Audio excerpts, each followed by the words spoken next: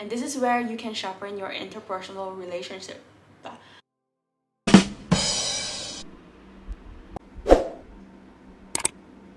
Hello everyone, welcome back to my channel. Today I'll be sharing 10 things that I've learned from staying away from home. Now let's dive right into it.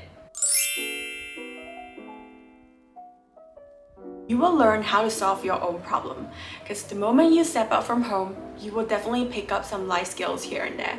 Things like how to do grocery shopping, how to prepare like a meal, how to like plan your laundry timing and all these things.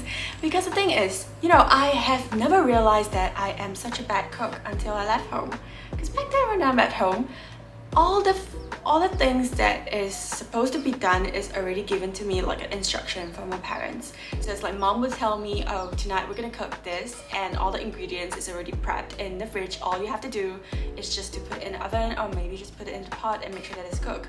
But the moment I left home and I tried to make like a meal for myself, I realized I can't cook from scratch. You will Google a lot of like how to do this thing and that thing, and then these are how you just pick up life skills here and there, and eventually when you get a hang of it, you really become like an independent adult.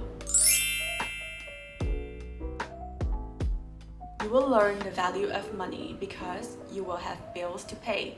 Unlike when you're staying at home, a lot of bill is not your bill technically, because you don't have to pay rent, you don't have to pay electric bills, you don't have to pay water bills, you don't have to pay your own, I don't know, like internet and phone bills and all this thing. So the moment you step out from your house, you will realize all this thing is like a huge amount of money, and you will start to prioritize your spending, which is like a good thing, because financial planning is very important, and this is the first step to financial planning, to think of what is important to spend and what is your want to spend. I kind of realized that I took my parents and my family members for granted, because now that I am living away from home, you start to have to answer questions like need to plan a certain thing so that I have clean clothes to wear tomorrow, and things I need to plan my grocery shopping trip so that I don't get hungry, so that my fridge will be filled with food and all this sort of things. So you realize all this thing is already done by your parents when the past like what, 17, 18, 20 years. And yeah, so if you're watching this, call home, tell your parents thank you, and also tell them that you love them. I'm pretty sure they would like to hear it. Sick days are the worst when you're living away from home, because, well, you just imagine that you have to make your own home remedy for yourself. It's really kind of sucks.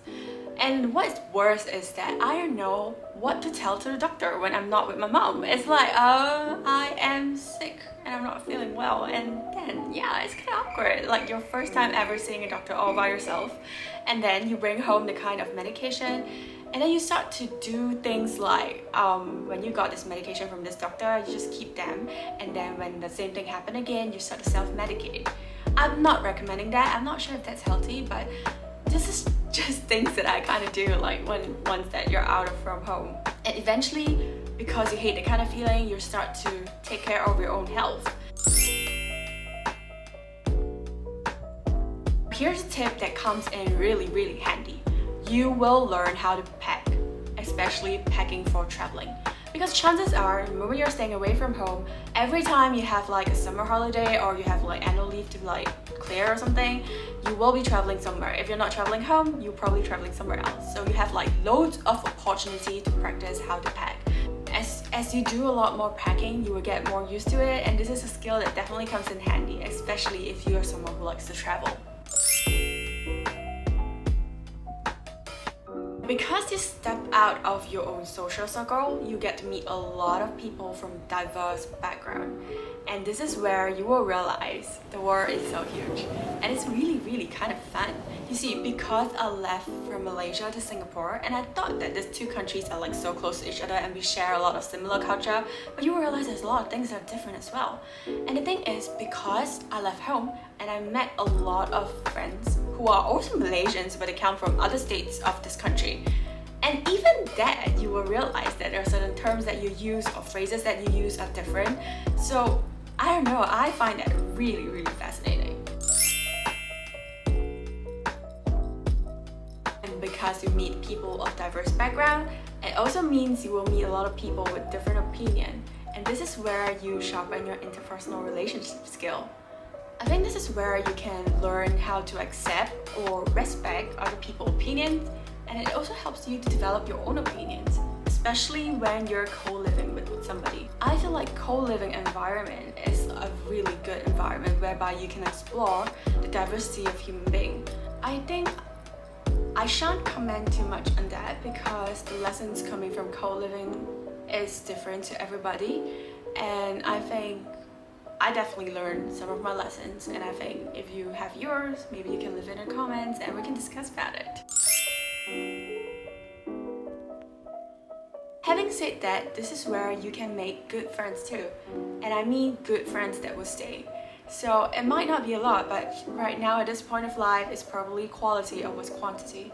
And this is the best thing ever because now that you're living away from home, friends is the next best thing that you can have because family are not around you. So especially during festive seasons, when you have like a number of friends where you can celebrate the festive seasons with, it's the best feeling ever. I have one or two who will drop by my place whenever I feel sad, who will send me porridge when I'm sick, and I will do the same for them. And I feel like this is the kind of relationship that we all should really, really cherish and appreciate. Like when you first left home, it's very natural for you to feel lonely because you're out and you're not in a familiar environment and your family are not with you. But as time passes, you will start to enjoy the alone time that you might have. Because at first it might be all sorts of negative feelings like, oh, I'm so lonely, oh, there's nobody with me. And slowly, once you get the hang of it, it will become like, I don't know how to put it, but it's like you can start to enjoy the calmness and quietness in that time that only belongs to you, and it's just you alone at that period of time. I find that this is really cool. I don't know about you. Okay, this might be a little bit sentimental, but I enjoy all those proud of myself moments when I first got something right.